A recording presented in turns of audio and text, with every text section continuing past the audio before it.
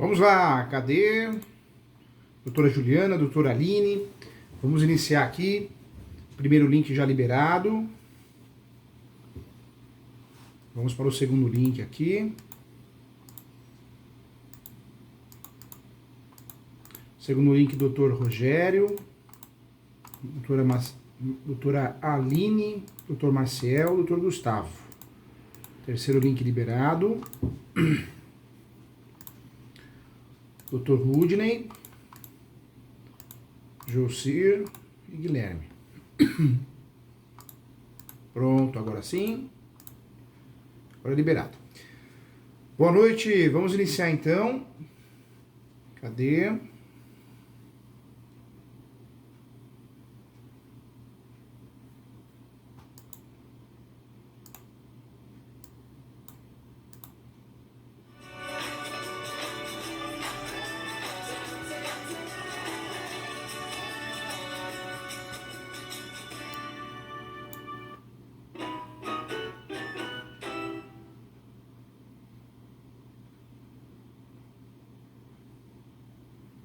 Vamos iniciar então, gente. Vamos iniciar. Vamos lá. Hoje o assunto, nosso grupo de estudos, lembrando que o nosso grupo de estudos ocorre sempre às quarta-feiras, todas as quartas-feiras, das 19 às 21, tá bom?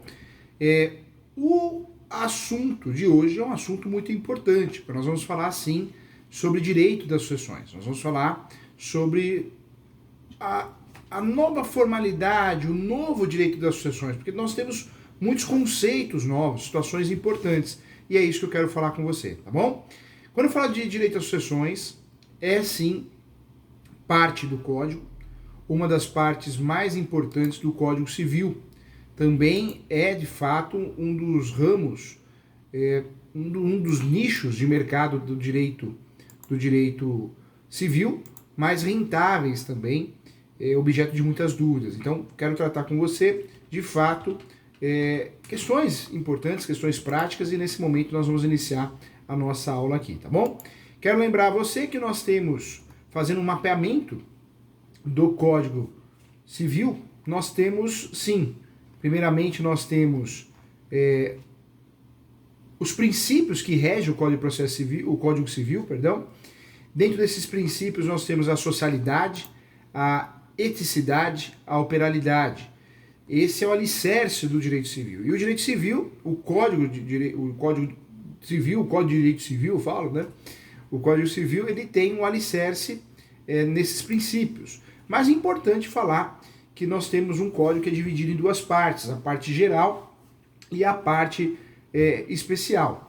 Na parte geral, o código, ele inicia tratando, sim, das pessoas, né, da personalidade das pessoas, da capacidade, dos direitos e deveres das pessoas naturais e da sucessão de bens, sucessão em relação à transmissão dos bens.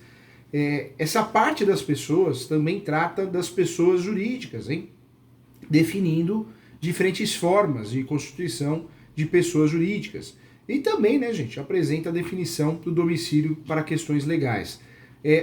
O Código de Processo Civil, o Código de Processo Civil não, o Código Civil, a parte geral, nós tratamos do assunto pessoas, o título é pessoas, que vai do artigo 1º até o artigo 78 do Código Civil. O Código Civil continua o seu estudo no livro 2, então, pessoas, livro 1, livro 2, nós vamos falar de bens, e a classificação dos bens consumíveis, singulares, coletivos, divisíveis, e nós temos aí, sim, os artigos 79 ao 103, né? São os artigos que vão tratar dos bens no livro 2. Seguindo essa sequência de estudo, não podemos esquecer que o Código Civil passa a tratar a partir do artigo 104 até o artigo 232, passa a tratar dos fatos jurídicos, né? É o terceiro livro do Código Geral, do Código Civil, que lida com as questões e regramentos dos fatos jurídicos, incluindo, sim, os fatos jurídicos, os negócios jurídicos, atos jurídicos lícitos, atos jurídicos ilícitos, as possibilidades de representação do negócio jurídico. Também trata essa parte, o livro 3, trata também de forma muito bem esclarecedora e didática da parte dos defeitos do negócio jurídico, como erro, dolo, fraude, coação, estado de perigo, além de lidar também com casos de invalidade no negócio jurídico. Nós temos o estudo dos fatos jurídicos dentro do Código Civil, do artigo 104 até o artigo 232 do Código Civil, tá bom? Então, importante. E aqui, nós encerramos no artigo 232 o estudo da parte, né, introdutória do Código Civil, que é a parte geral. A parte geral, ela encerra as suas disposições no artigo 232. E a partir disso, já no 233, a partir disso nós já temos a parte especial do Código Civil. E a parte especial do Código Civil, ela é inaugurada pelo direito das obrigações. Pelo direito das obrigações, dentro desse estudo, nós temos os artigos 233 ao 965 do Código Civil. Dentro desse estudo, direito das obrigações, nós temos os regramentos das obrigações entre as partes de um contrato e entre os credores e devedores, então do 233 até o 965, mapeando o Código Civil, o direito civil. Depois aparece do 966 até o 1195 o direito de empresa, então o segundo livro da parte especial, também dividido em livros. O segundo livro da parte especial do Código Civil apresenta os regramentos sobre os tipos de empresa, sobre os direitos e deveres do empresário, sobre a constituição também de solução de uma empresa e dos direitos e deveres dos sócios. Então nós temos um estudo dentro do Código Civil, do 966 até o 1195. Depois, em seguida, entramos no livro do Código Civil do Direito das Coisas. E o Direito das Coisas nós vamos tratar da posse, da propriedade, do direito à propriedade, da habitação dos bens, dos direitos do comprador, do vendedor, da penhora, hipoteca e outros temas relacionados com os direitos das pessoas também, com o direito das coisas. O regramento do direito civil, dentro desse estudo, né, dentro desse livro, nós vamos ter o direito das coisas e o estudo do direito das coisas ocorre do 1196 até o 1510, então importante também. Depois aparece o direito de família, que nos interessa muito, que é o direito mais utilizado no Brasil, né, é o grande foco no Brasil, o direito de família. E dentro do direito de família é importante lembrar, sim, que nós temos o estudo focado no que é família, o conceito de família, o novo conceito de família, as relações existentes dentro da relação conjugal, sob a ótica legal. O livro, gente, do Código Civil, né, na parte de família, trata, sim, o livro aborda o casamento, o divórcio, as relações de parentesco entre familiares, né, direitos patrimoniais, direitos à pensão alimentícia e regramentos sobre o assunto, a tutela, emancipação, união estável, entre outros temas. O direito de família é estudado no 1511 até o 1783A. Então, o direito de família nós temos um leque, né, de muitos assuntos importantes, ações, regramentos necessários do dia a dia. E por fim, nós temos o estudo, objeto da nossa aula de hoje, que é o direito das sucessões. Quando eu falo de direito das sucessões, por último, né, este é a última parte do livro, do Código Civil. Então nós temos o último livro, a última parte, que é o direito das sucessões, que aborda de como deve funcionar a sucessão de bens, direitos e deveres no caso de falecimento ou ausência de um indivíduo, né? O livro aborda temas como sucessões, em geral, partilha de bens, inventário e suas regras, ordem hereditária, testamentos e legados. O estudo de hoje, nós vamos focar nos artigos, o direito das sucessões é estudado nos artigos 1784 até o 2027, então é aqui que nós vamos estudar, tá? Então muita atenção em relação a isso. Quando eu falo do código, né, na verdade nós temos a última parte, eu não falo nem de parte, mas é o finzinho do código, né, o finalzinho do código é as disposições finais e transitórias. Os últimos artigos do Código Civil são o 2028 até o 2046, que não tratam diretamente de questões do direito civil, mas apresentam disposições finais sobre os artigos apresentados anteriormente, além de questões de transição, né, entre o Código atual e o Código de 1916. Tá? Então nós temos o estudo do direito civil é tratado em diversos códigos, é tratado muito bem, inclusive, e por isso eu quis fazer com você esse mapeamento do Código de Processo Civil. O que eu quero trazer para você hoje, nesse estudo, nessa aula, com muito carinho, com muito amor para você? Nós precisamos saber que direito de sucessões, nós temos dentro do direito de sucessões o inventário, né? O famoso inventário. Muitas pessoas, na internet é muito comum isso, professor Júlio, vai acabar o inventário não vai existir mais. Vai chegar um momento que vai ter só hold. Eu não acredito nisso, né? É muita ilusão.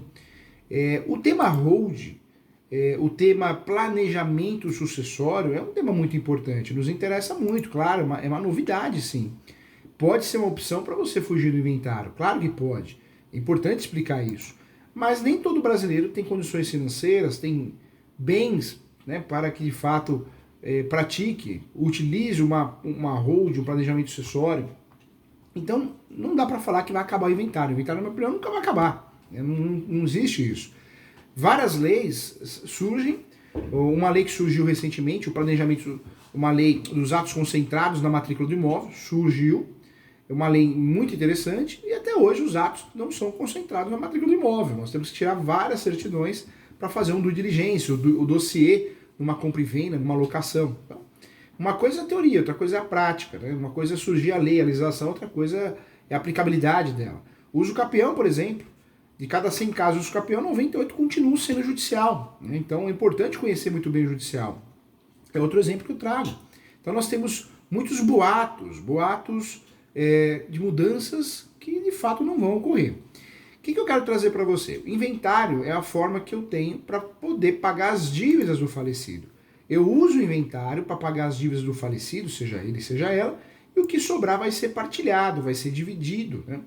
Se tem um casamento no meio, muda essa situação de divisão, porque quando nós temos o casamento no meio, é importante falar isso, né? Nós temos uma situação onde existe, né, dependendo do regime de casamento, o meeiro ou a meeira. Então, é importante falar sobre isso. O meeiro é aquele que recebe metade da herança do falecido, ou da falecida, o meeiro, meeira, né? Então, o meeiro é de fato o companheiro, a companheira. E quando nós falamos do meeiro, é importante lembrar sempre dos regimes de casamento, ou da união estável, né, que também tem regimes diferentes. No Brasil nós temos 4 regimes de casamento. O regime de casamento mais utilizado é o automático. O automático atual é o parcial de bens. No passado, o regime mais utilizado era a união universal de bens, porque era o regime automático. Hoje não, o regime automático é o parcial de bens, então é um regime importante. Quando eu falo do regime parcial de bens, eu estou falando sim do regime mais utilizado no Brasil, porque o brasileiro normalmente não escolhe um regime diferente, não usa um regime diferente, em virtude de falta de condições financeiras, muitas vezes de falta de informação. Então, casa com o regime que tem. E o automático é o parcial de bens. Parcial de bens é o automático, tudo após a constância do casamento dos dois. O regime parcial de bens é o automático no casamento, é o automático na união estável também.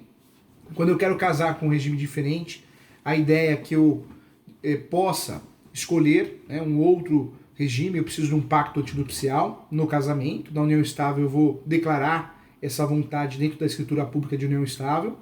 Lembrando que nós podemos usar a separação total de bens no casamento ou na união estável, a união universal de bens e a separação final nos aquestos também. É importante falar sobre isso, que é um verdadeiro contrato. Alguns bens vão comunicar, outros bens não vão comunicar entre o casal. Então, ponto importante também. Quando nós falamos aqui, gente, sobre... isso é importante, né? Eu sempre falo que estudar direito das sucessões é necessário, é importante, é inevitável. Quando nós falamos aqui de direito das sucessões, eu preciso ter essa ideia, que o direito das sucessões, eu preciso conhecer outros ramos, outros nichos, eu preciso conhecer, de fato, o próprio Código Civil, fazer um mapeamento do Código Civil, porque eu vou aplicar no direito das sucessões. Volto a falar, o direito das sucessões é muito importante, mas eu preciso ter conhecimento sobre regime de casamento. Quantos regimes nós temos no Brasil? São 4 regimes. Primeiro regime, o regime automático parcial de bens. Segundo regime que nós temos no Brasil é o regime de união universal de bens. Tudo unificado, vira uma coisa só.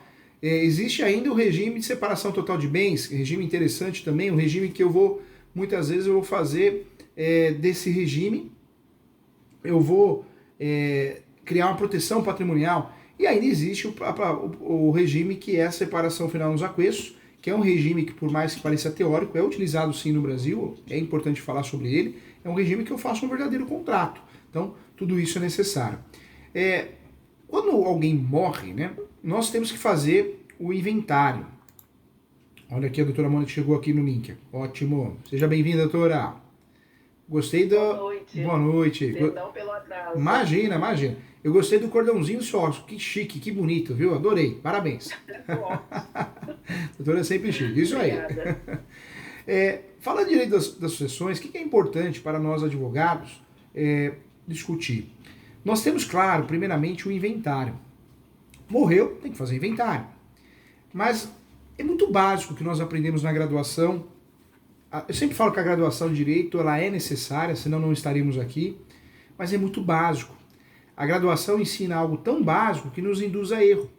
Então, morreu, o cliente aparece na nossa porta, aparece na porta do advogado ou advogada. O advogado ou advogada que não está atualizado e não para pensar o formato prático da coisa, ele vai ser induzido pela graduação. Vamos fazer inventário. E não é assim. Porque fazer inventário de um imóvel irregular, fazer um inventário de um imóvel que não estava no nome do falecido ou da falecida, você não regulariza esse imóvel por si só. Essa é a verdade. Nós não conseguimos regularizar um imóvel por si só pelo fato de fazer inventário. O inventário ele é necessário, sim, é importante, mas eu preciso, para pensar no inventário, ter a certeza que o meu cliente, o pai, a mãe dele, né, o marido, a esposa, ele tinha sim o imóvel em seu nome.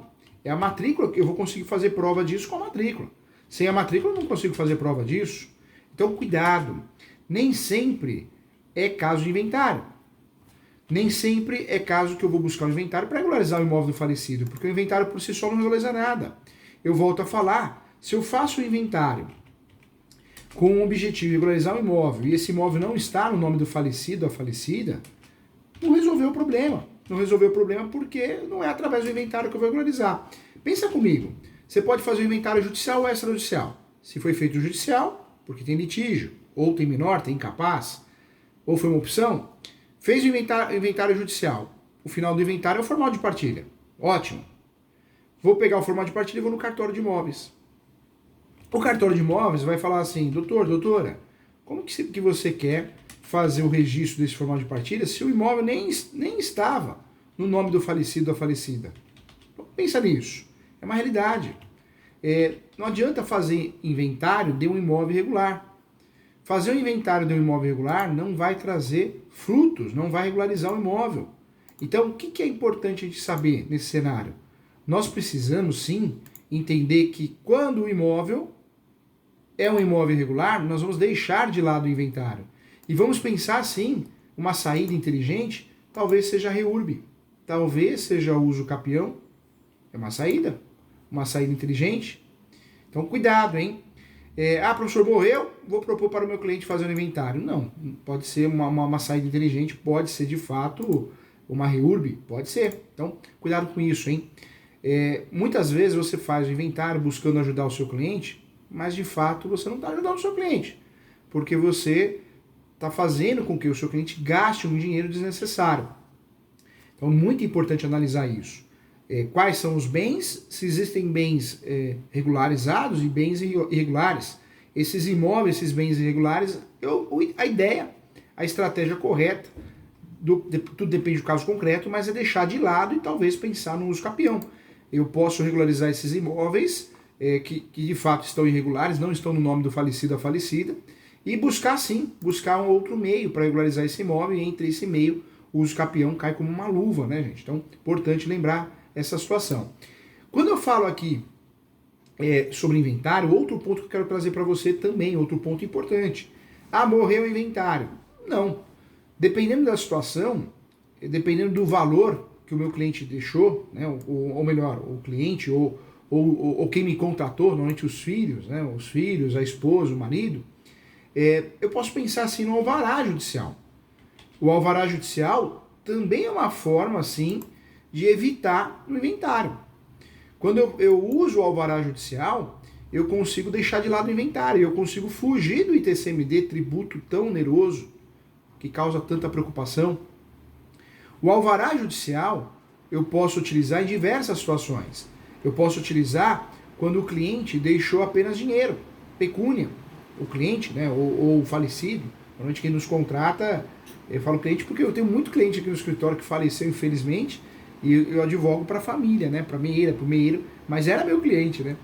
Mas de fato, quem nos contrata, se eu consigo fugir do inventário, eu consigo fugir de um tributo.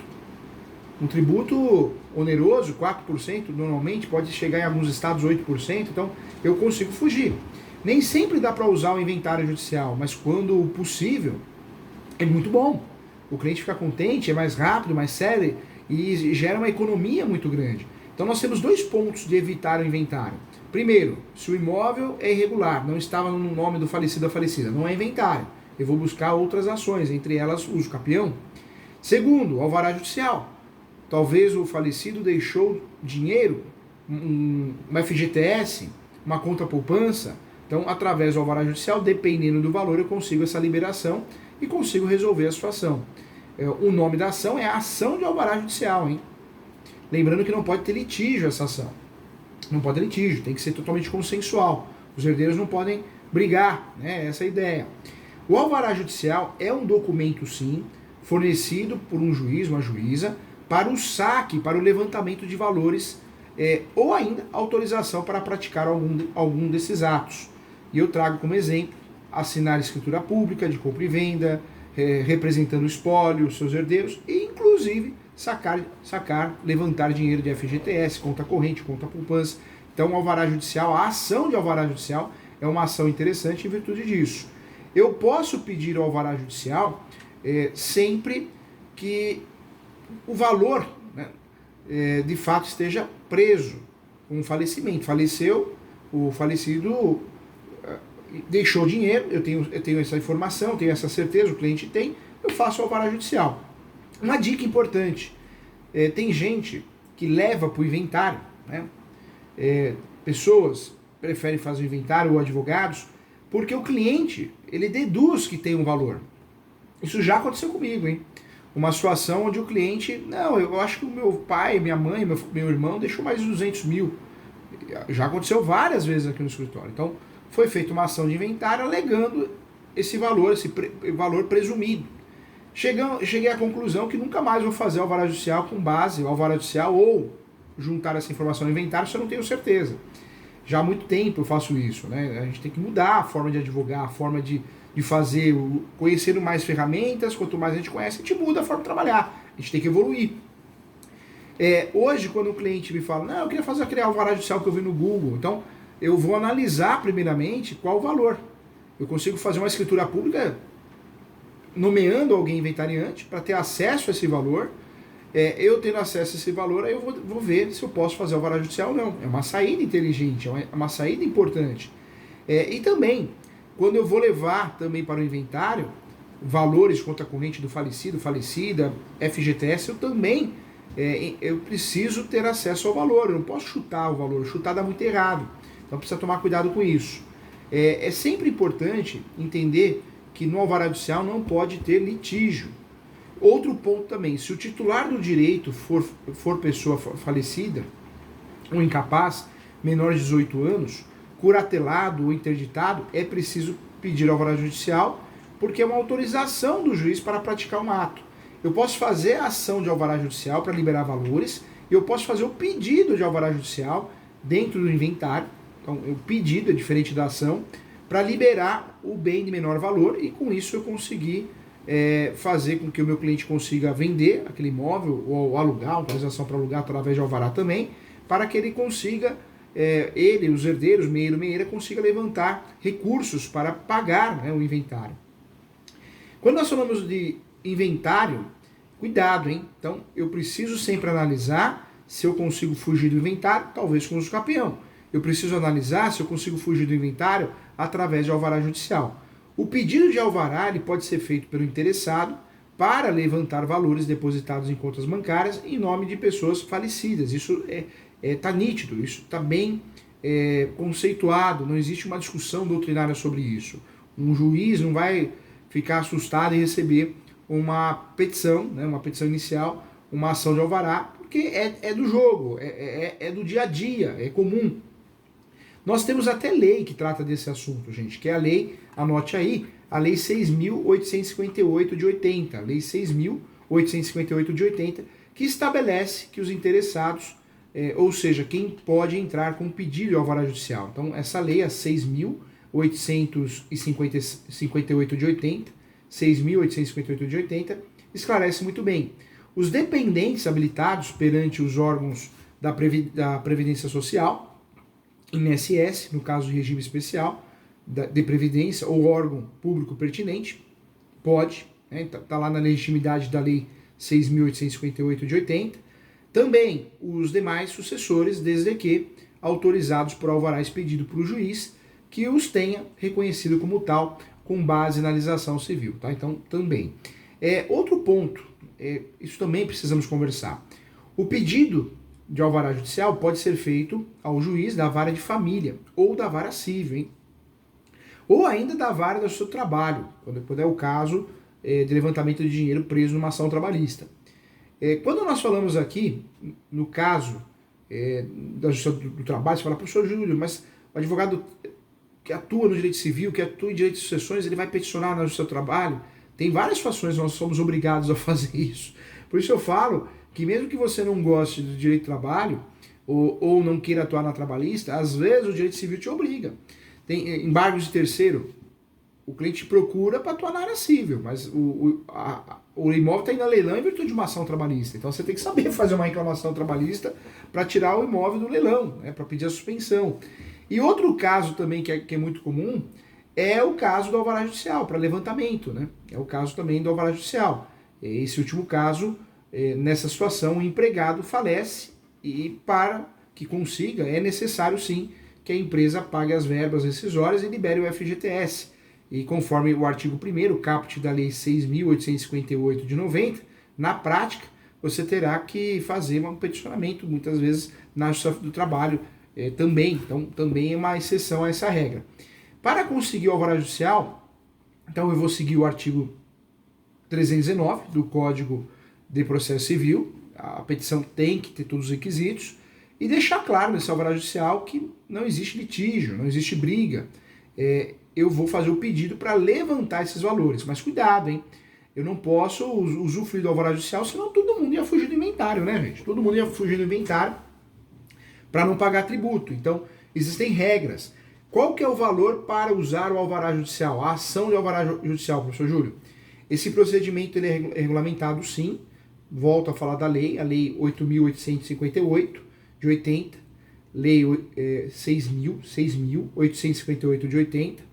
Essa lei ela limita o valor a ser partilhado por meio do alvará judicial. Então nós temos regras. E a regra é possível fazer alvará judicial para partilhar herança, fugir do inventário, fugir do ITCMD, quando os valores não ultrapassam, anote aí, a 500 OTNs. Professor, tênis? Não. OTNs, tá? 500 OTNs. O que é esse OTNs?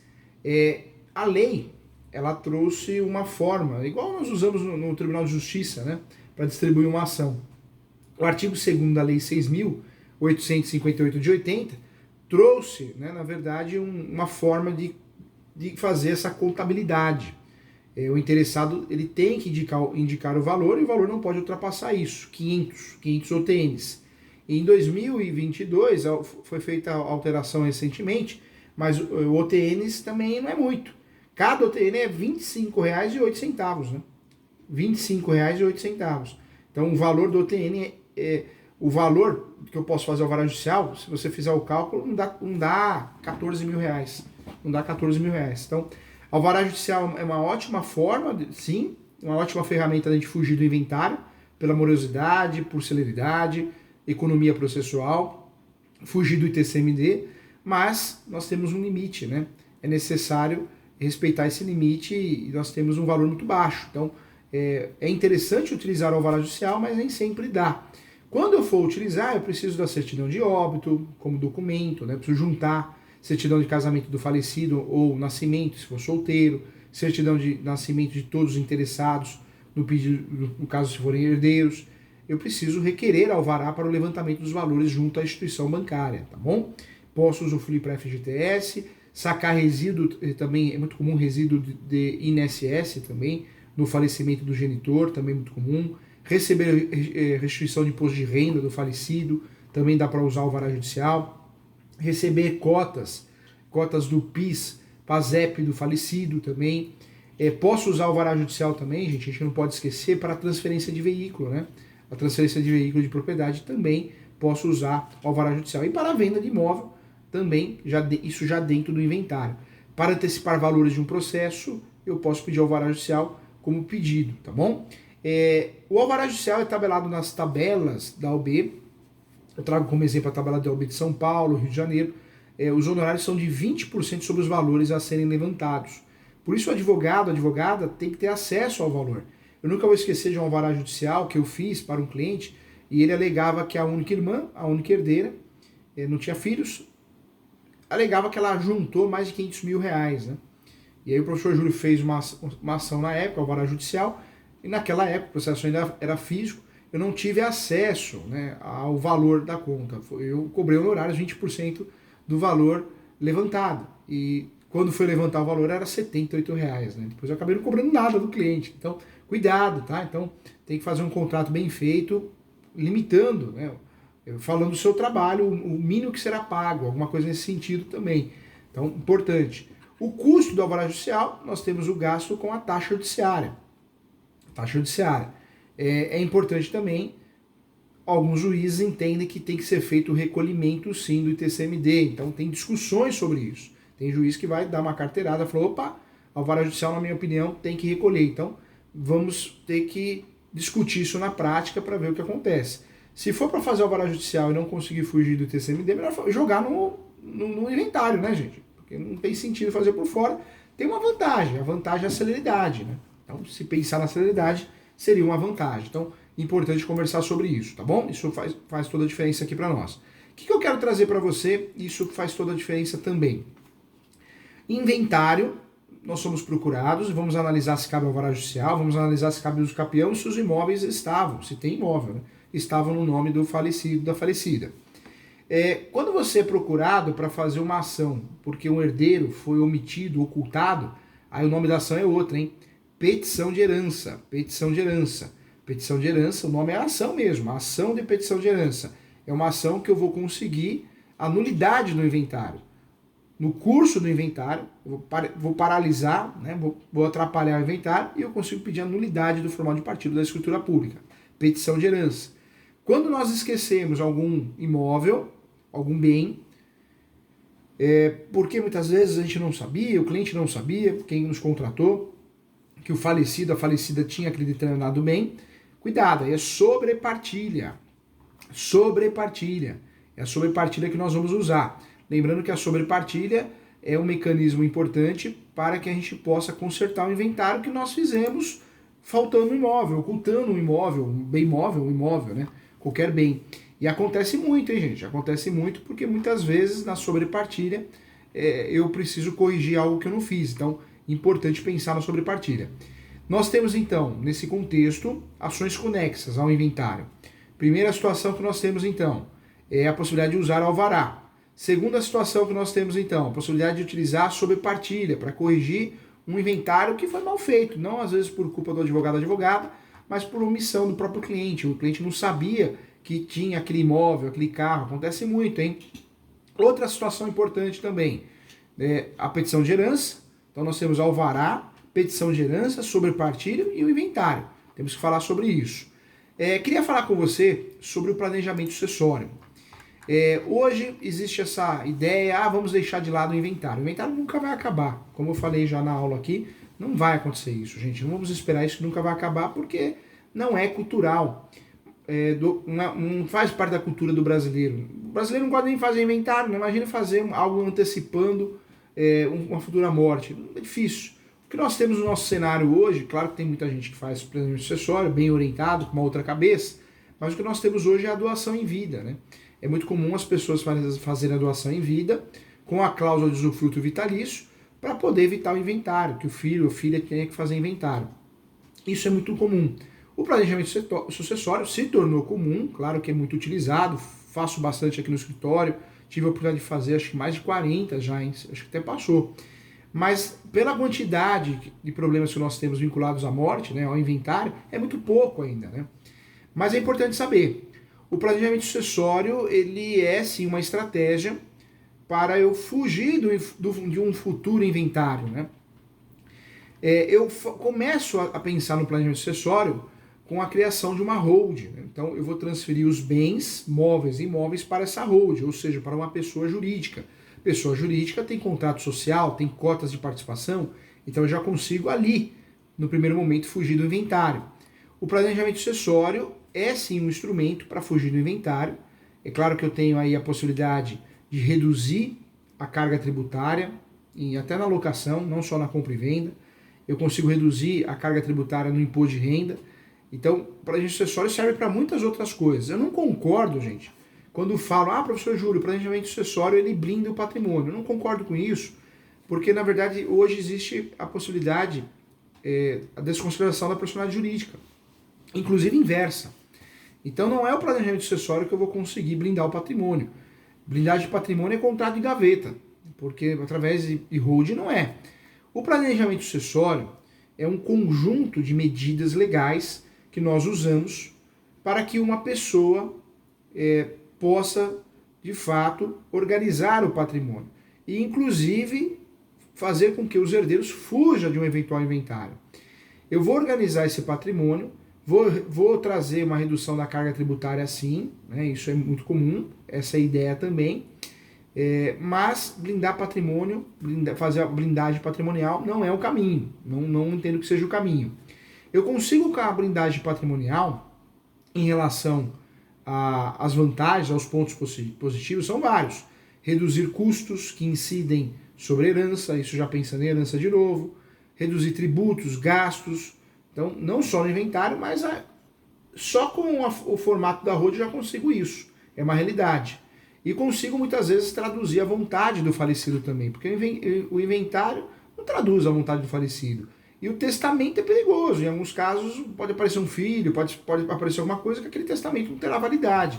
Principalmente se eu fizer um testamento onde eu não respeite regras, né? Os legítimos herdeiros necessários. Eu nunca vou esquecer um cliente que chegou no escritório e ele queria fazer um testamento. E ele não queria colocar a filha, a esposa, e aí ele queria fazer um testamento de tudo. E eu fui explicar para ele que não era possível, que ele só conseguiria fazer o testamento da metade do patrimônio dele, não de tudo, porque tinha que respeitar os herdeiros necessários. Ele queria fazer o testamento deixando para outra pessoa. E aí fui explicar para ele depois que nem de tudo, né? Porque na verdade ele era casado e constituiu após a constância do casamento. Então ele já não conseguiria fazer o testamento de tudo, porque ele era casado. Regime parcial de bens, tudo foi constituído após a constância do casamento. Então metade era da esposa. A metade que sobrou, ele também não conseguiria fazer o testamento do jeito que ele queria, porque metade eram os herdeiros necessários. Ele ficou muito chateado, mas expliquei que é a regra do jogo, né? Então, é uma realidade. Quando nós falamos aqui de hold, é a criação de uma empresa, mas o planejamento sucessório se dá através de diversos mecanismos. Então, pode ser o próprio inventário, pode ser o próprio testamento, tá? Corrigindo aqui, pode ser o próprio testamento.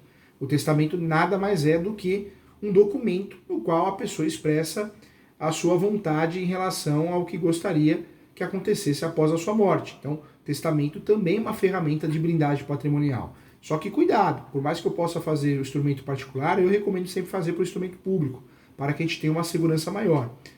No Brasil, claro que a jurisprudência traz outras espécies de testamentos, mas é muito conhecido aqui, muito utilizado, 3 formas, né? 3 formas de testamento. Na prática, nós temos 2 formas que são bem utilizadas. Existem testamentos públicos e particulares. Acho que é a forma mais didática para explicar para o nosso cliente. A doação, gente, doação também é um instrumento de planejamento sucessório. Eu consigo transferir o patrimônio aos beneficiários por meio de uma doação em vida. E nesse caso a lei determina que metade dos bens sejam preservados também, assim como no testamento, para os herdeiros necessários, como cônjuge, filhos, e os 50% do restante pode ser disposto conforme acordo de última vontade, né, desejo de última vontade do proprietário. Mas também é um instrumento interessante, né? Lembrando que na transferência de bens imóveis há cobrança, sim, do ITCMD, que é o Imposto sobre Transmissão, Causa-Morte e Doação. Então, temos que lembrar isso e explicar isso para o nosso cliente. E as alíquotas variam, né, de acordo com cada estado. De forma geral, os percentuais são de 2 a 4%, né, 2 a 4% do valor do imóvel. Mas pode haver casos de isenções também, de acordo com os valores dos bens. Então é importante também falar sobre isso. A doação em vida é muito comum no Brasil. E é uma forma de fazer planejamento sucessório. Claro que é. A doação em vida não entra no inventário. E por isso facilita a sucessão patrimonial. Eu vejo a novela, na hora do intervalo das aulas, a gente às vezes está na sala dos professores, uma novela que está passando aí na Globo. E o pessoal fala, sucessão, você vai ser meu sucessor. Eu falo, que sucessão é essa, né? Será que é em vida, morte? Então a novela faz uma confusão. A novela, se tem alguma coisa que ensina errado o direito, é novela, né, gente? Deus do céu. Então, a doação é sim uma ferramenta também para fazer planejamento sucessório. Quer ver um outro planejamento sucessório? Uma outra ferramenta de planejamento sucessório é a previdência privada, né, gente? A previdência privada também podemos dizer sim que a previdência privada costuma ser lembrada somente quando pensamos em aposentadoria, em garantir um complemento para a aposentadoria, INSS, mas não, ela pode ser utilizada também como ferramenta para o planejamento sucessório. É um instrumento de planejamento financeiro, inclusive para ocasiões, inclusive de sucessão patrimonial. Na prática, gente, eu sempre gosto de falar isso nas aulas, isso é muito importante, na prática o funcionamento dos planos de previdência privada se divide em duas fases. Na primeira, a chamada fase de acumulação, onde, né, o investidor faz aportes regulares no fundo para formar as suas reservas financeiras, e na segunda parte, né, na segunda fase, ocorre o resgate do valor investido ao longo dos anos, com acréscimo de juros, né, que pode ser de uma vez ou sob a forma de uma renda mensal. Teoricamente, né, eu falo isso, a previdência privada não entra no inventário e, ao contrário de outros investimentos, ela é sim um instrumento importante, um instrumento bem legal para você usar também no seu planejamento sucessório, caso seja o seu objetivo. Não podemos esquecer também que no planejamento sucessório nós podemos usar e devemos, né, gente, o seguro de vida, né? O seguro de vida também é uma ferramenta importante. Os planos de previdência privada, o seguro de vida, não tem nenhuma relação com o inventário. Por isso são ferramentas importantes para que a gente use para o planejamento sucessório, fugindo do inventário. Então não precisa abrir somente os dependentes, os dependentes do segurado, né? Eu posso trazer pessoas de fora. Então, de acordo com as coberturas, eu consigo com o seguro, com as coberturas contratadas, eu consigo os valores também que podem ser utilizados, inclusive ainda em vida, em caso de doenças graves, acidentes, por exemplo. Mas é uma baita ferramenta, né, para fins de planejamento sucessório, para fins de planejamento patrimonial. Eu também posso usufruir do seguro de vida, é uma forma também que eu consigo. Eu falei da hold, essa hold é chamada hold patrimonial, né? E a hold patrimonial é a criação da pessoa jurídica que tem o objetivo de administrar bens. Esse é o objetivo da hold. E no caso do patrimônio pessoal, ela também é chamada de hold familiar, tá? Só para não restar dúvida aqui, para a gente poder falar, explicar para o nosso cliente. Esse trabalho de criar um planejamento sucessório, como que ele é vendido? Como que eu faço aqui no escritório? Então, primeiramente, existem 3 fases. A primeira fase, e tudo é cobrado, né? Porque o advogado trabalha por hora. Você não pode trabalhar, estudar o caso do cliente sendo que você não está cobrando. Não é uma maneira adequada. Você não vai conseguir pagar as contas do seu escritório desse jeito. Então, 3 fases. Eu divido a hold, ou melhor, o planejamento sucessório em 3 fases. A primeira é a análise dos documentos. Eu vou fazer uma análise, uma consulta, vou fazer uma análise de quais são os bens. Quais são os bens que a pessoa tem, ele ou ela. Depois dessa consulta e dessa análise, eu vou fazer um parecer. Então, a minha segunda fase é o parecer. Como que eu faria esse planejamento sucessório? Quer fazer comigo? Faz, é um prazer. Não quer? Pode procurar outro profissional. Ah, professor Júlio, mas esse parecer por escrito, a pessoa pega e ela faz sozinha, ou ela faz com outro advogado. Não faz mal. Eu falo sempre que o que não cabe na nossa mão não é nosso. Se não é para ser, não será. Não estou aqui para vender, para obrigar ninguém a fazer nada. E acho que é uma boa ideia para você. Você está cobrando, você cobrou o parecer, é cobrado.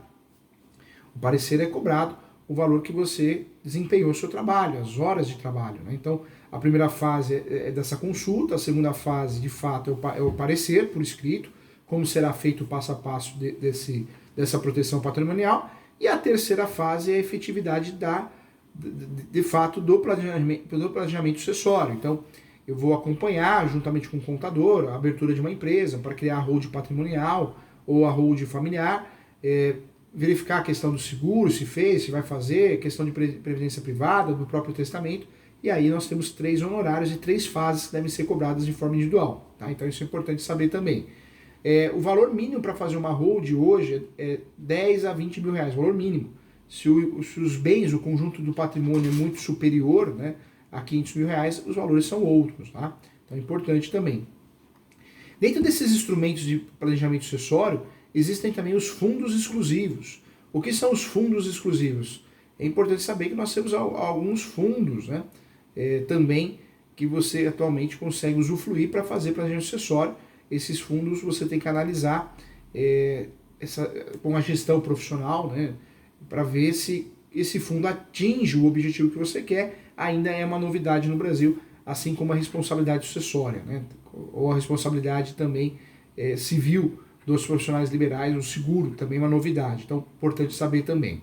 Dentro desse estudo, gente, que nós estamos fazendo, hoje o tema no grupo de estudos é direito às sucessões, então nós temos que saber que os instrumentos que nós vamos prestar serviço para o nosso cliente são inventário, alvará judicial, a possibilidade de utilizar a petição de herança para pedir a nulidade do inventário, a possibilidade de utilizar a sobrepartilha para consertar o inventário que tivemos um bem omitido, o planejamento sucessório, né, tem que ser feito antes da morte, hein? Cuidado, tá? Inventário depois. Inventário a gente já está falando de direito de sucessões mesmo, né? E se o cliente nos procura antes, podemos também explicar da possibilidade de prestar o serviço do planejamento sucessório. Então isso é importante. Agora focando aqui em questões dos direitos às sucessões, o que eu quero trazer para você? Direito às sucessões, nós no início da aula nós fizemos um mapeamento, né? Foi bem legal esse mapeamento que nós fizemos hoje, hein, gente? Mapeamento completo aí do Código Civil. Ou seja, nós tratamos de todos os artigos até o ponto, né, que cada assunto é tratado e como é dividido o Código Civil. Isso na prática ajuda muito, porque senão a gente abre um Código Civil e ficamos perdidos, né? Então, a ideia é essa, é facilitar. Trabalhando o conceito de direito de sucessões, eu falo no meu livro, eu falo nesse meu livro aqui, esse livro aqui bem legal, você que quer aprofundar seus estudos, é o Direito Civil, Manual Doutrinário e Jurisprudencial, volume único, é da editora Mizuno. Esse livro aqui, professor, nossa, que volume grosso, que livro grosso, mas eu trato do direito civil completo nesse livro, né? Eu consigo trazer questões práticas, atuais, do novo direito civil. Então, por isso ficou tão completo assim, bem legal. E eu trabalho o meu conceito do direito de sucessões. E o meu conceito de direito de sucessões nessa obra, eu falo que ele é estabelecido no direito civil e se refere à regulamentação do processo de transferência do patrimônio de um indivíduo após a sua morte a seus herdeiros ou legatários. E é verdade, né, gente? Se a gente for pensar no direito das sucessões, é um processo para pagar as dívidas do falecido e transmitir o patrimônio do falecido aos herdeiros, sejam herdeiros ou legatários. E eu falo isso porque nós temos, sim, né, Saizini, entre outros teóricos, a teoria é muito linda. A teoria do Código Civil fala o quê? Fala que o imóvel é transmitido, a herança é transmitida de forma automática. A gente sabe que se você não fizer o inventário, nada vai acontecer. E pelo contrário, se ultrapassar 60 dias, tem multa. Não é a multa do Poder Judiciário, é a multa da Fazenda. O inventário vai ficando mais caro, o tributo vai ficando mais caro, o ITCMD. Passou 180 dias, nós temos aí um outro valor, maior ainda. Então, não é bem assim. Eu posso fazer inventário a vida toda, eu herdeiro, do pai, da mãe, do marido, da esposa, mas se eu demorar muito ele vai ficando caro, né, gente? É isso que eu quero falar, ele vai ficando muito caro, então precisa tomar cuidado. Quando nós falamos do direito à sucessão, ele tem o objetivo de regularizar bens até a página 2 também, porque o inventário por si só não regulariza nada. O grande objetivo do direito às sucessões é garantir que a partilha de bens, guarde isso, hein? Garantir que a partilha de bens entre herdeiros ocorra de maneira justa e correta. Surgiu o direito das sucessões para isso. Essa área, esse capítulo do Código Civil, ele trata de temas como herança, inventário, sucessão, dentre outras também. A sucessão, gente, ela é realizada sim, em resultado de lei ou testamento. Então podemos dizer que a sucessão ela ocorre em virtude da lei que tem nome, né? Tem o nome de sucessão legítima, que é isso. Então, por isso acho que fica bem didático assim. O direito às sucessões, gente, no direito civil, existem diversos objetivos, né, do direito civil e em relação ao direito de sucessões. No direito à sucessão, um dos principais objetivos, de fato, é pagar as dívidas do falecido. Acho que é o primeiro objetivo. Depois, dividir o patrimônio, não regularizar, tá? Então, fique atento em relação a isso. Precisamos lembrar aqui e entender, explicar para o nosso cliente que existem tipos de sucessões, tipos diferentes. No direito civil, há mais de um tipo de sucessão e o cliente precisa entender isso. Então, é algo que tem que estar na ponta da nossa língua de forma didática. A gente tem que entender bem para poder explicar bem. Então, atenção aqui, ó, acorda aí, ó, vamos lá. Rogério, presta atenção aqui, ó. Sucessão legítima, quando acontece, professor Júlio? Acontece segundo a determinação da lei, e isso ocorre quando o falecido não determinou a vontade sobre a partilha dos bens. Essa é a sucessão legítima. Nesse caso, o Código Civil reconhece como herdeiros legítimos somente os descendentes, hein? Como filho, netos, bisnetos, os ascendentes, pai, mãe, né? Avô, avó, o cônjuge sobrevivente, né? E as pessoas com parentesco até quarto grau. Então, é a chamada sucessão legítima, hein? Tem que saber isso, hein? Tem que saber isso. Depois, outra informação que você tem que explicar para o seu cliente, nós temos que tratar disso no grupo de estudos aqui, a sucessão testamentária, né, gente? A sucessão testamentária, podemos dizer sim que sucede em decorrência de um testamento em curso, é fato, né? Testamento é muito conhecido. A partilha de bens se dá com o testamento com base na última vontade declarada do falecido. Então temos que explicar isso para o nosso cliente. E cuidado, hein? O nosso grupo de estudos nós tratamos de questões práticas. É claro que você pode puxar lá, abrir o Word, Excel, o Google Drive e fazer na hora o testamento, imprimir no seu escritório, papel timbrado, pede para assinar o interessado e 2 testemunhas. Eu não recomendo fazer isso. Eu recomendo que você, advogado, advogada, você que é meu aluno aqui do grupo de estudos, com muito carinho. Você não vai ficar arrumando sarna para se coçar. Você sabe que o testamento é algo muito vulnerável. Então, é melhor fazer o quê? Uma minuta, você cobra para fazer essa minuta, cobra para orientar o seu cliente e orienta ele fazer no cartório. Se o seu cliente não tem tempo, você pode cobrar diligência e fazer isso no cartório. Né? Um cartório tabelião de notas, você faz o acompanhamento. Então, importante. Cuidado para não assumir serviço que não é seu. Ó, vou trazer um exemplo aqui. Hoje, uma advogada da minha equipe, a doutora Andrade, eu fui corrigir várias peças, o escritório a gente tem um volume, graças a Deus, muito bom, tem uma equipe grande, e eu falei, o que você está fazendo? É guia do que, doutora Andrade? Eu estou fazendo isso para uma advogada que pediu, uma advogada que é cliente do escritório. Eu falei, não faz isso não, por quê? Não é só fazer a guia, parece ser simples, mas você arruma uma sarna para se coçar. Se você preenche uma guia errada, se você calcula errado, se você faz algo errado, amanhã ou depois, quem que é responsável? Sou eu, né, o titular do escritório. Então a gente precisa pensar para falar, pensar para fazer as coisas. Não podemos assumir uma responsabilidade que não é nossa, porque senão você arruma sarna para se coçar. E testamento eu penso assim, eu penso que você pode fazer a minuta, mas tem que ser público, né? Eu acho que fica mais robusto, é o correto, por mais que a legislação permita, tá? Então, essa é uma opinião com base em várias dores de cabeça que eu já vi outros colegas passarem, né? Então, cuidado com isso. Então, sucessão testamentária, diferente da sucessão legítima, sucede em decorrência de um testamento em curso, ok? Desta maneira, a partilha de bens se dá com base na última vontade declarada do falecido, né? E nesse caso, podemos dizer sim que se houver herdeiros necessários, o autor pode comprometer o equivalente, né, somente a metade do patrimônio. Somente a metade do patrimônio em testamento. O patrimônio dele ou dela, hein? Casado, regime parcial de bens, se conquistou após a constância do casamento. Metade dele, metade é dela. Então não dá para ele fazer testamento de tudo. Ou testamento de 50% do patrimônio total. Então cuidado com isso, hein? Nós precisamos lembrar para não orientar o nosso cliente errado. Nesse caso, se houver herdeiros necessários, o autor pode comprometer o equivalente somente à metade do patrimônio em testamento. Isso porque de acordo com a lei, esses herdeiros dispõem do direito de 50% dos bens e não podem ser excluídos, tá? Então, ponto importante. Existe ainda, gente, e eu quero trazer isso para você porque é muito importante, a sucessão provisória, né? Ocorre a sucessão provisória, ocorre quando a pessoa desapareceu e há pelo menos 3 anos, né?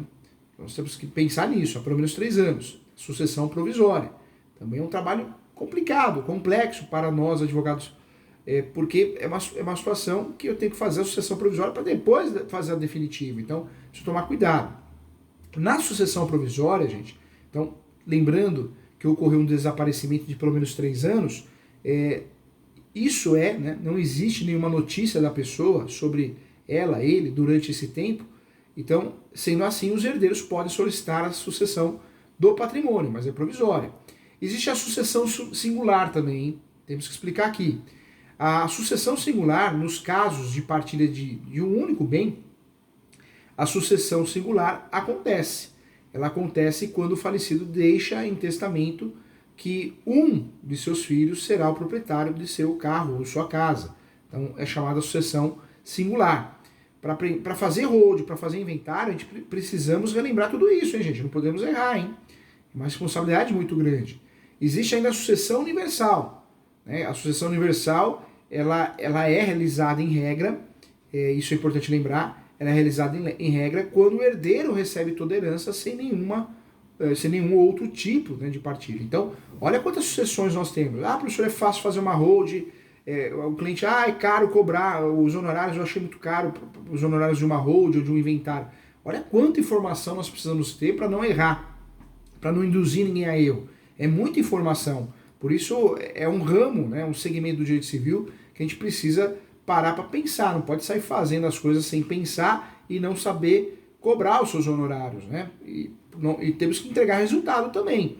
Então, no Brasil, nós temos o direito civil, pelo menos a sucessão legítima, 1. 2, sucessão testamentária. 3, sucessão provisória. Isso é importante, hein? 4, sucessão singular. E 5, né, sucessão universal, hein? Então, aquele caso que você estava me falando, Rogério, aquele caso que você fez o inventário e errou, né?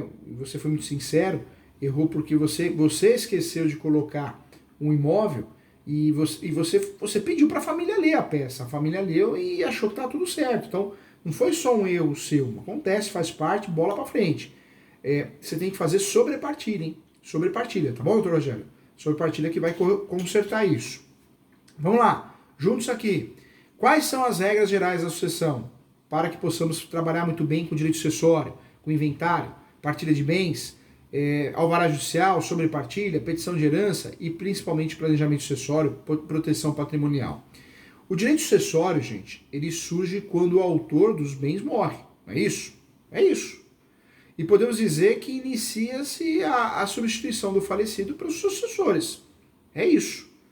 E aí eu trago para você que é transmitido aos herdeiros a herança, o código fala de transmissão automática. Se não faz inventário, nada acontece. Então não é bem assim. Então é importante. Para fazer inventário, para fazer uma hold, eu preciso entender qual que é o regime de casamento do meu cliente. Então isso também é necessário, né? Nós conversamos aqui no início do nosso encontro aqui do grupo de estudos. É importante. O Rodolfo está perguntando aqui no chat, o doutor Rodolfo, que é advogado do Rio Grande do Sul, ele está perguntando, professor Júlio, quem pode ser herdeiro no direito das sucessões? Rodolfo, não fique com vergonha de perguntar, tá?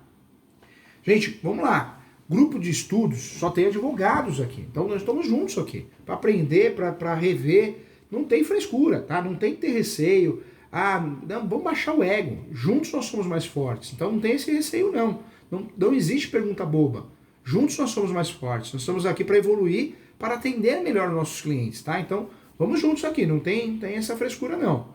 Vamos lá. Rodolfo, quem pode ser herdeiro no direito das sucessões, tá? Eu trago para você que no direito das sucessões, nem todas as pessoas podem ser herdeiros, né? É importante lembrar isso. Por quê? Pois as pessoas atestadas para suceder são aquelas nascidas ou concebidas, né, na abertura da sucessão. Ou seja, vou trazer um exemplo aqui, tá? Bebês que ainda não nasceram, mas que tenham sido gerados antes do falecimento também podem ser herdeiros, mas aí entra nessa regra de exceção. E Rodolfo, presta atenção aqui, ó. Além dessa regra, pode ainda ser herdeiro em relação à sucessão testamentária. Eu falei isso ontem numa mentoria com um advogado. Os filhos, mesmo que ainda não concebidos, das pessoas indicadas pelo testador, desde que vivas, né, na abertura da sucessão. Não podemos esquecer as pessoas jurídicas, tá, doutor Rodolfo? As pessoas jurídicas e também as pessoas jurídicas cuja organização seja definida pelo testador sobre a forma de fundação, também, tá bom? Então, no que diz respeito aos filhos, ainda não concebidos, conforme eu já falei na aula aqui, os bens de herança serão atribuídos somente após a liquidação ou a partilha da pessoa nomeada pelo juiz, que em regra será o pai do filho, né, que o testador esperava ter por herdeiro, tá? Então é importante.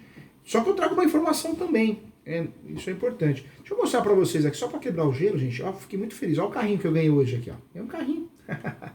um advogado veio aqui no escritório com a esposa advogada também. Fiz uma mentoria para ele e ele viu que tem uns carrinhos de coleção, uns carrinhos pequenininhos aqui. E aí ele me deu um carrinho de presente aqui. Então, vou mostrar aqui. O presente tem que mostrar, né? Vambora, vamos juntos aqui, ó. O que eu quero falar para você? Isso é importante. Caso 2 anos decorram da abertura da sucessão e o bebê herdeiro ainda não tenha sido concebido, os bens reservados, gente, serão concebidos, de fato, né, concedidos aos herdeiros legítimos, com exceção à disposição em contrária do testador, tá? Então, também é importante isso para que possamos caminhar aqui, tá? Então, isso é importante. Vamos lá, outros pontos necessários também que eu quero falar para você. Tem uma pergunta aqui de quem dá. Doutora Jéssica. Deixa eu ver aqui, ó. Doutora Jéssica, ótimo. Vamos lá, ó. Quem não pode ser herdeiro? A Jéssica pergunta aqui no chat. Professor Júlio, aproveitando a pergunta do Dr. Rodolfo. Quem não pode ser herdeiro no dia das sucessões? A prática é muito diferente da teoria. Infelizmente eu não aprendi isso na graduação. Vamos lá, o que eu quero trazer para você? Há pessoas que não podem ser nomeadas herdeiras ou legatárias, né? Então, elas são inaptas, né? Inaptas às disposições testamentárias a favor delas. Então, nós temos sim. E esse rol, vamos lá, vamos trabalhar esse rol juntos aqui. Então, anota aí, olha só.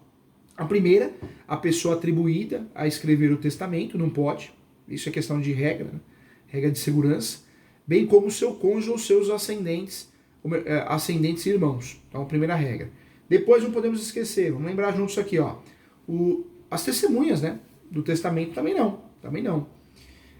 Depois, o Código Civil, lá no livro de Direito das Sucessões, ele também esclarece muito bem o concubino, né? O concubino do testador casado, com exceção se ele estiver separado do cônjuge há mais de 5 anos. Então, também outro ponto importante. Deixa eu ver aqui. Acho que a doutora caiu. Doutora Mônica, voltou, dona Mônica? Voltou. Não voltei. O Rogério também caiu aqui, Rogério. Aqui. Deixa eu ver outro link aqui. Ótimo, ótimo. Muito bom. Vamos juntos aqui, ó. Então, o concubino do testador casado também, com exceção se ele estiver separado do cônjuge, também há mais de 5 anos, também não pode ser herdeiro, tá? No direito às sucessões. E aí temos que lembrar também, gente, todas as pessoas, isso é importante, questão de segurança também, todas as pessoas envolvidas no processo burocrático da transferência de herança, né?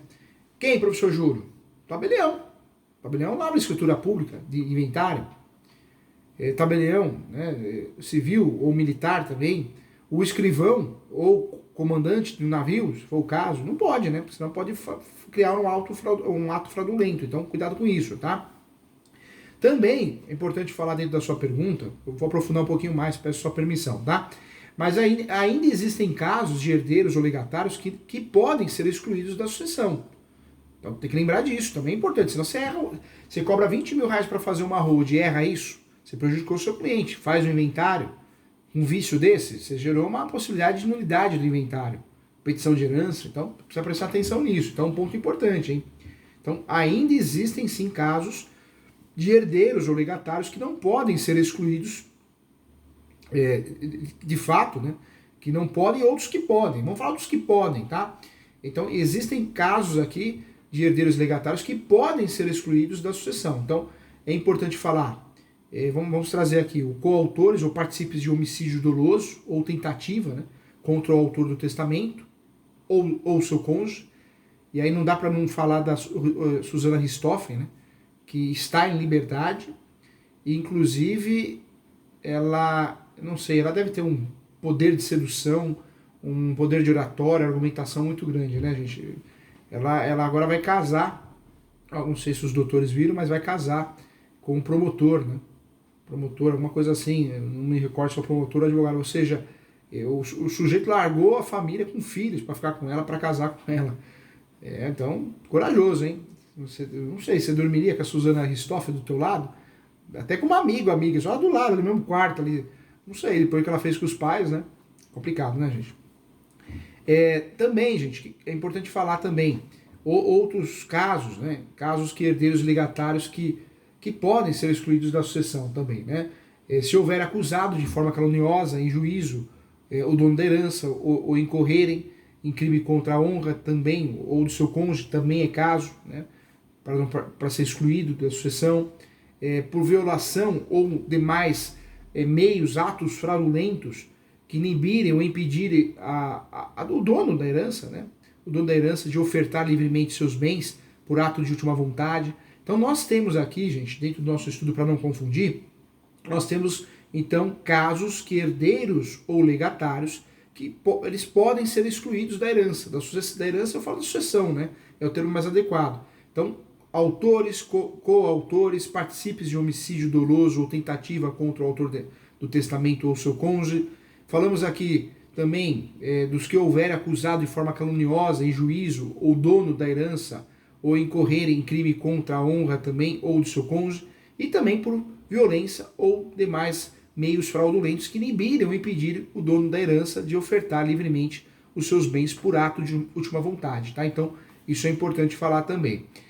Tem mais uma pergunta aqui, professor Júlio, o Rafael. Professor Júlio, eu não lembro na graduação e sempre fiz muita confusão sobre herança adjacente e vacante. Esse tema é muito interessante.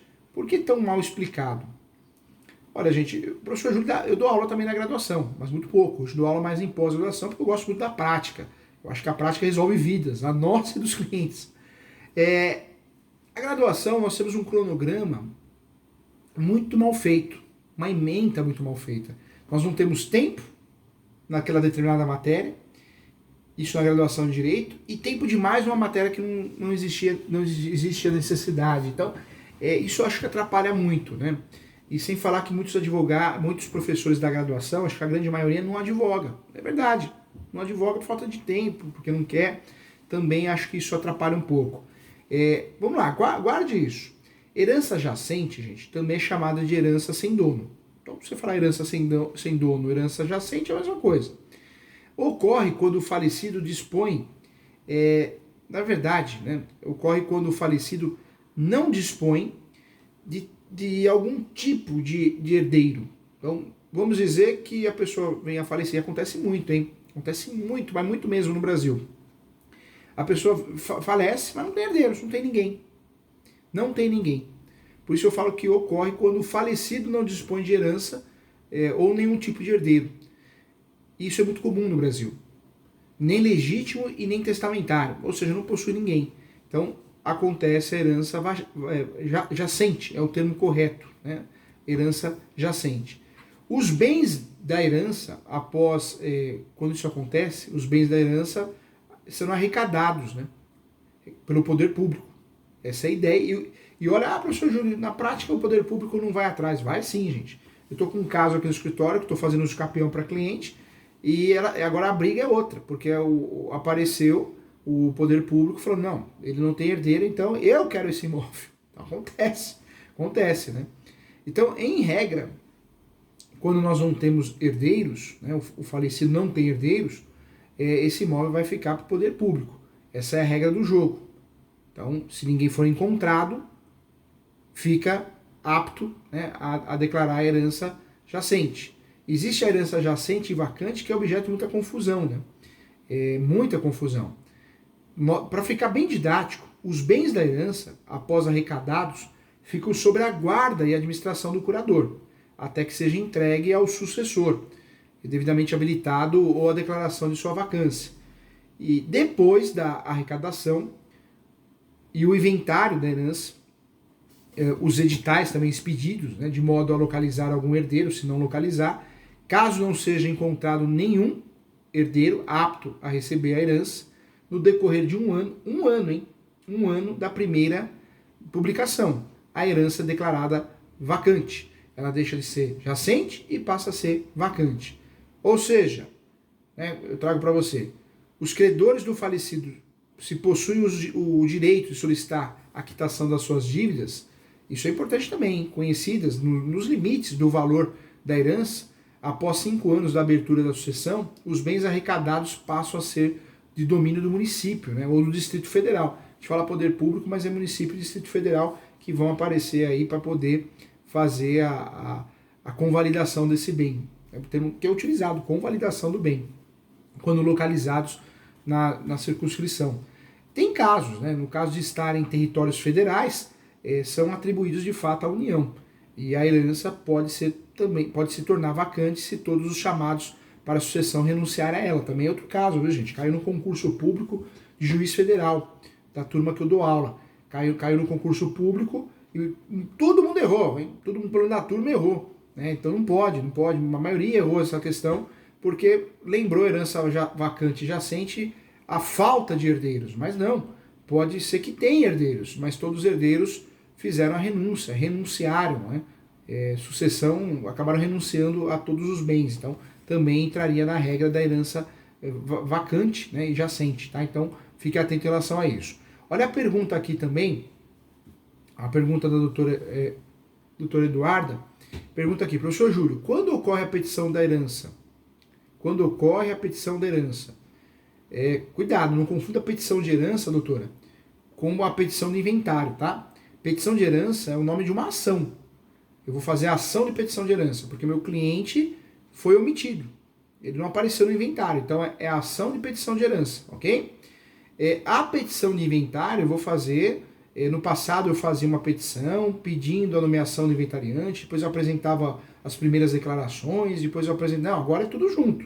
O ideal é que você faça um inventário judicial, se for o caso, tudo na mesma peça, respeito ao artigo 319, mas já pede a nomeação do inventariante, já apresenta as primeiras declarações, já apresenta o plano de partilha. Não precisa ficar apresentando mais etapas, vou esperar o juiz dar um despacho. Já apresenta tudo que você ganha tempo, né? Então é importante isso. A petição da herança ocorre quando o herdeiro não é reconhecido como sucessor da herança. E dessa maneira, ele possui o direito, ele ou ela, né, de pedir sua inclusão na sucessão. Tá? Por isso o nome é ação de petição de herança. Entendeu? Mesmo quando exercida somente por um dos herdeiros, poderá abranger todos os bens hereditários, porque eu vou pedir a nulidade do inventário se for feito, ou eu vou travar o inventário.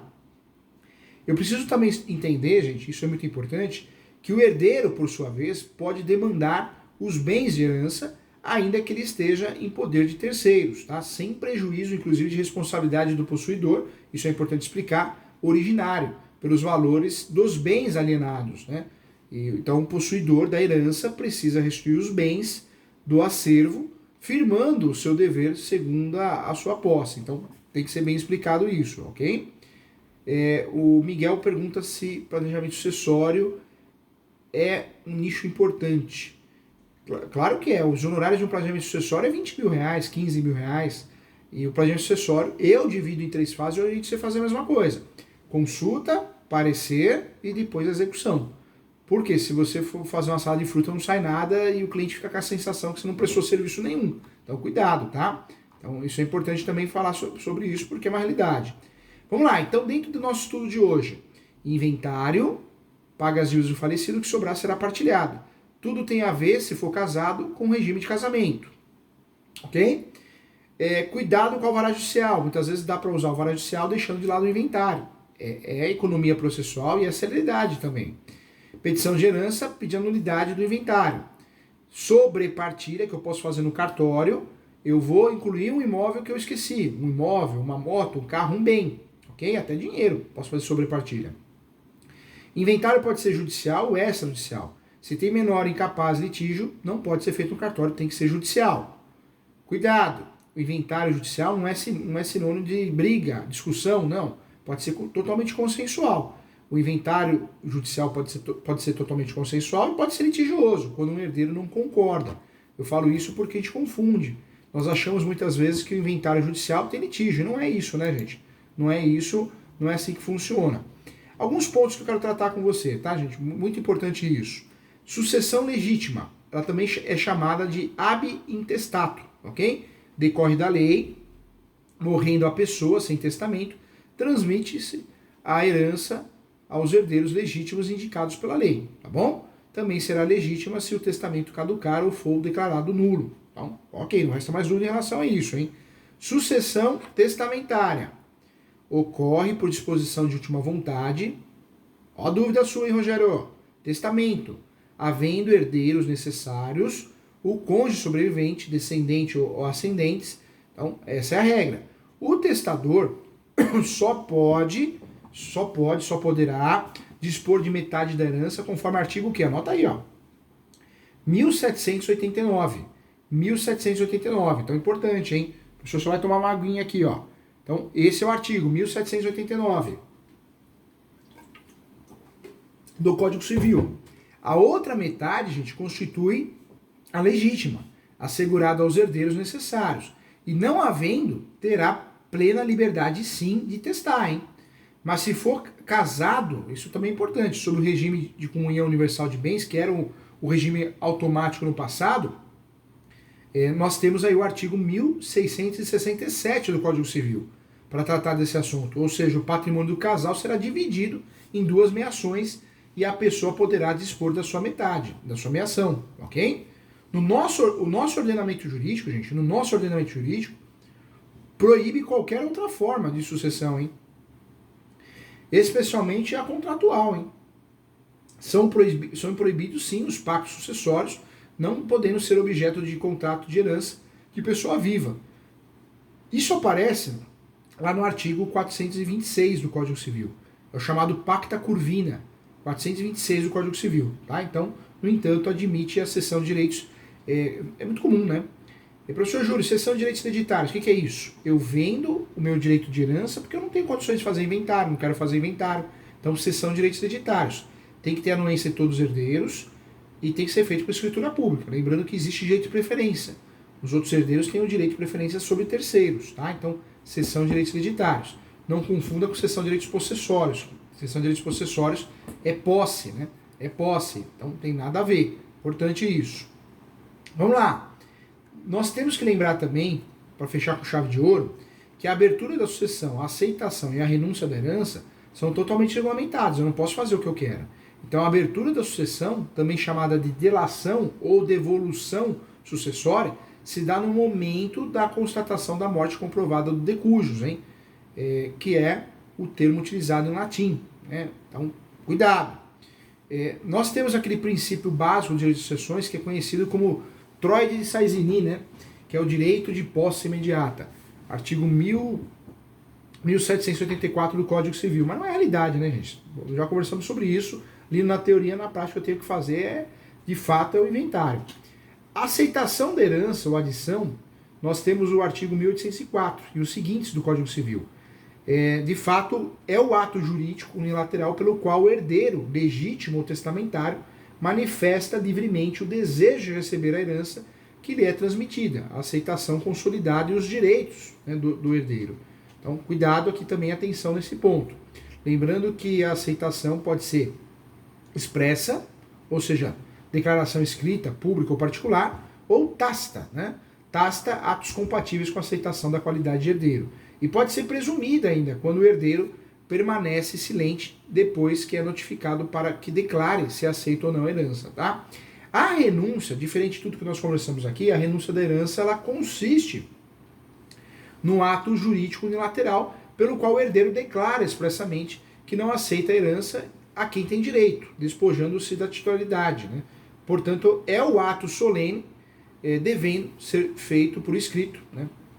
Escritura pública, perante o tabelião, ou termos nos autos também uma saída, tá? Então, isso também é importante.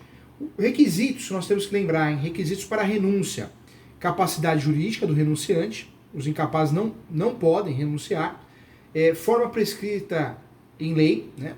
Impossibilidade de repúdio parcial da herança e respeito a direitos eventuais dos credores.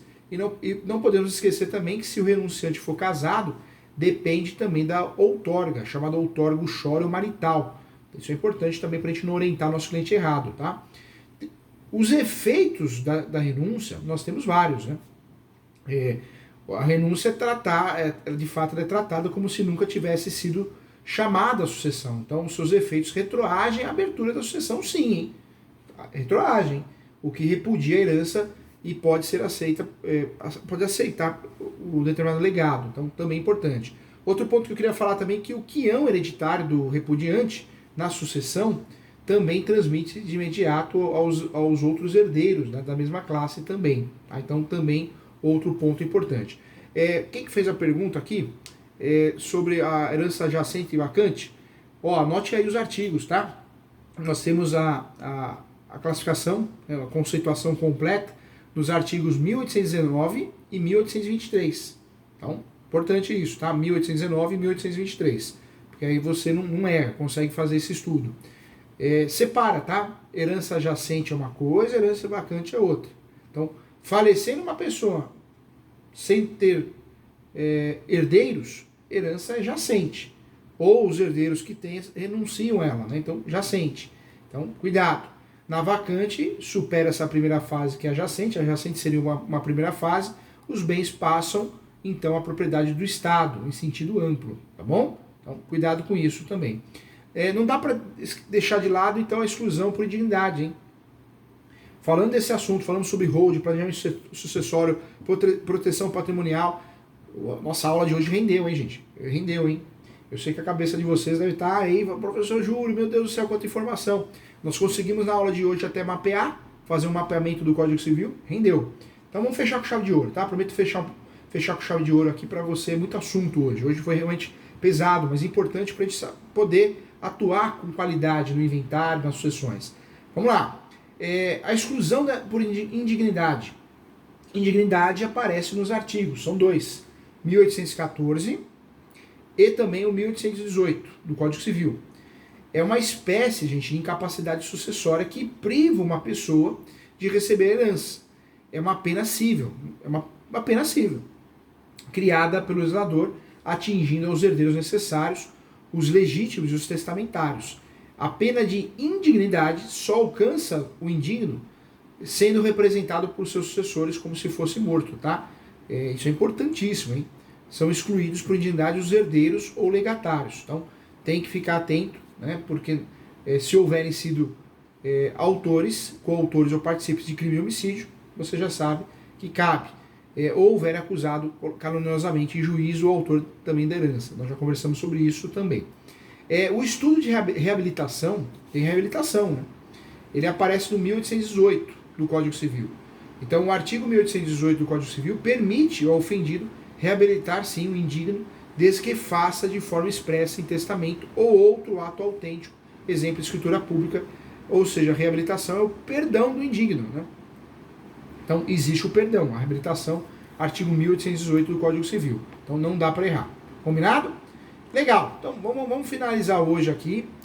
Hoje é muita informação, eu sei disso. Sucessão é um assunto um pouquinho mais pesado, eu sei que mas na advocacia é um assunto que nossos clientes precisam da gente, é um assunto muito bem cobrado e muito necessário. Mas peraí, vamos lá que tem perguntas aqui, vamos responder. Vamos lá. A pergunta é: professor, o carro foi roubado, deixei de pagar o banco. Preciso incluir no inventário? Precisa. Você pode no inventário informar que o carro foi roubado, você pode juntar o boletim de ocorrência, mas precisa juntar sim. O doutor Giovanni pergunta aqui, como fugir do ITCMD ou ITBI na hold imobiliária? Nós conversamos aqui que é através da criação da hold, né? A hold ou a doação é para justamente você fugir do ITCMD. Cuidar da doação, você tem que pagar ITCMD. Então, se você fugir do inventário, não quer dizer que você vai fugir do tributo. Então, isso é importante também. Legal. Gente, muito assunto. Eu sei que o grupo de estudos foi puxado hoje, mas necessário, hein? Necessário. Vou liberar vocês um pouquinho mais cedo. Foi puxado, eu sei disso, mas necessário. Nós vamos falar pelo menos no grupo de estudos, nós precisamos aí pelo menos de uns 15 a 20 encontros, porque nós vamos tratar de diversos temas importantes das teses. Eu quero ensinar vocês no grupo de estudo o passo a passo das peças, cada uma delas, tanto de inventário como alvará judicial. Também é necessário discutir, falar, fazer passo a passo a petição de herança. Então tem muita coisa para a gente falar aqui. Então isso é importante aqui. Deixa eu ver, a Virgínia fez uma pergunta aqui também. Professor Júlio, saiu uma publicação onde o juiz no inventário pediu a certidão de óbito atualizada. É justo isso? Doutora, certidão tem que ser atualizada. Na verdade, quando o juiz ou a juíza, o Poder Judiciário não pede que a gente junte uma atualizada, é porque comeram bola, né? E é muito comum, é raro, né? Mas tem que ser atualizada. Então, não entendo que seja um erro. Na verdade, o juiz está fazendo o que deveria ser feito aqui. Então, isso é importante. Doutora Mônica, que fundo bonito que a doutora Mônica tem aí. É a parede do escritório, doutora Mônica? É sim. Parabéns pelo gosto, viu? Parabéns, parabéns. A doutora Mônica também mandou aqui no chat aqui também, ó. São 4 links aqui, às vezes o professor se atrapalha um pouquinho. Professor Júlio, sobre... Eu não sei se foi repetitiva, porque caiu, aí eu não sei se seguiu a pergunta. Aí eu fiz de novo. Não, ótimo. Doutora Mônica, pode fazer aqui para todo mundo escutar aqui, para o pessoal dos outros links também. Fica à vontade. Então, eu tenho um processo de inventário, né? E foi nomeado um inventariante. Aí o senhor falou que, nomeando esse inventariante, eu poderia já ser adiantado a questão do levantamento de bens financeiros. O inventariante mesmo ele vai diretamente ao banco, porque eu fiz essa solicitação dentro do processo. A juíza mandou carta para a Caixa Econômica e para o Banco Central, sendo que até hoje ninguém respondeu nada. E outra coisa, são 2 perguntas. Como se trata de a meieira e o filho, né, do falecido, né, eu posso fazer um arrolamento desse inventário? E, sendo assim, como que eu procederia para facilitar? Em relação ao alvará judicial, é muito comum a gente pedir para o juiz mandar um ofício, né, um mandado judicial, muitas vezes para a própria instituição financeira ou para o Banco Central, quando tem dúvidas se o falecido deixou outras contas. Mas uma estratégia muito bacana, doutora Mônica, que tem dado muito certo, é fazer isso no cartório. Então, vai no tabelião de notas, no escrevente da confiança, e fala, olha, eu quero lavrar só a escritura pública nomeando o inventariante, que inclusive, se eu fizer no cartório, vai ser ele ou ela, né, um exemplo. E aí, com essa escritura pública, nós mesmos ou o próprio cliente consegue ir ao banco para obter mais informações, entre elas o saldo deixado na conta, né, na conta corrente, na conta poupança. Então é um adianto muito grande, até para uma questão de contratos, né, contrato de honorários, para a gente se achar, para ver o valor, se dá para fazer alvará, vai jogar no inventário. Então é bem interessante fazer isso dessa forma. Quando a gente consegue fugir do judiciário, tem dado muito certo, é muito rápido, porque o tabelião, semana passada, lavrou uma escritura pública de nomeação de inventariante. Ele lavrou em 3 dias e me entregou. Então o cliente tendo condições é muito bom. O ruim é que muitos clientes não têm condições, aí pedem que seja feito via ofício mesmo, né? Aí a gente acaba fazendo, mas quando tem condições, nossa, ajuda muito, porque a gente ganha muito tempo. Porque esse pedido, até a gente ter uma resposta, até a elaboração do mandado judicial do ofício, tudo demora muito, né, doutora Mônica? Sim, demorou tudo muito. E eu solicitei o alvará do carro, né, para ele, como sendo o único filho, foi negado. E autorizou, sim, a vistoria, que agora nem é mais vistoria, o pagamento lá de umas licenças, e ele poder utilizar o carro, mas não liberou o carro, não.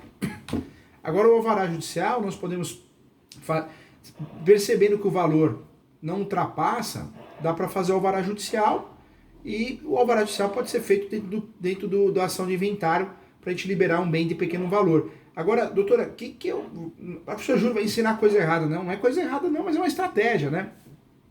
Tem cliente que reclama muito do tributo e quer fugir do tributo. Então, Uma saída é, às vezes, você fazer uma vara judicial e distribui com o valor da causa de R$ 1.000, um salário mínimo, e informa que não tem a informação. Né? Informa ao juiz que não tem informação de quanto o falecido deixou. E, na verdade, os herdeiros sabem. Então, essa tentativa, se pega um juiz ou uma juíza desatento, o alvará passa e já conseguimos aqui no escritório fazer um alvará judicial onde o valor ultrapassou o limite da lei de alvará judicial. Né? Então, é uma estratégia que alguns advogados utilizam e tem dado certo. Porque você não demonstra, não fala do valor inicialmente. Você fala que não tem essa informação. E aí você já pede alvará judicial. Tem cartório que acaba fazendo de forma errada, né? Acaba liberando através de alvará judicial um valor muito superior ao que está na lei, né? Então, acontece. O professor está ensinando coisa errada, né? Não estou ensinando não, hein? Mas fica uma dica, dependendo do caso. Se quer arriscar, né? É uma tentativa. O judiciário que fique atento. O arrolamento sumário, é claro que foi muito mais utilizado no passado, mas hoje ainda é, né? Ele está previsto no artigo 659 até o 665, né, do CPC. Ele tem, né? Tem por requisito a instauração de um procedimento mais rápido, para que as partes sejam, quando são maiores, capazes, consigam um inventário mais rápido. É um inventário, resumido, né? Mas hoje, com a possibilidade do alvará extrajudicial, e também com o alvará, onde o alvará extrajudicial, o inventário extrajudicial e o inventário mais resumido, que hoje a gente usa tudo a mesma peça, na verdade a gente deixou de usar o alvará judicial, utilizamos ainda, né? Mas o inventário, ele resumido, compactado, ele acaba sendo um arrolamento sumário do mesmo jeito, né? Então, claro que continuamos usando, devemos usar, mas hoje não usamos tanto igual a gente usava no passado, né? Obrigada, professor. Imagina, conta comigo sempre, viu? Gente, com muito carinho aqui, eu sei que fala, professor Júlio, nossa, esse encontro, muita matéria, mas eu sei, tivemos que trabalhar desde o começo, eu quis mapear o Código Civil para facilitar para você. A ideia é essa, tá? A gente precisa sair do grupo de estudos, desses encontros das quarta-feiras, nós precisamos sair daqui mais fortes, né? Para poder atender melhor o nosso cliente, saber cobrar. Então, o grupo de estudo é para isso, tá bom? Gente, eu agradeço a todos, vou liberar, porque eu sei que foi pesada a matéria, então quando é pesado eu sei, eu vou liberar a todos, uma boa noite, bom descanso, e eu espero vê-los na próxima quarta-feira, porque o grupo de estudo não para, é algo que a gente tem frequentemente para a gente poder quebrar a cabeça juntos, tá bom? Boa noite a todos, eu sei que hoje tivemos 2 convidados aqui também, muito obrigado pela participação, Dr. Rogério, Sandra, todos, tá? Agni, e principalmente a doutora aqui, doutora Mônica, que sempre aparece aqui. É isso, gente. Quero que vocês apareçam. Tem que perder a vergonha. Grupo de estudos. Isso aqui é leve entre amigos, tá bom? Agradeço a todos. Muito obrigado. Boa noite, doutora Mônica. Tchau, gente. Fiquem com Deus. Tchau, tchau. Boa noite. Boa noite. Boa noite. Tchau. Boa noite.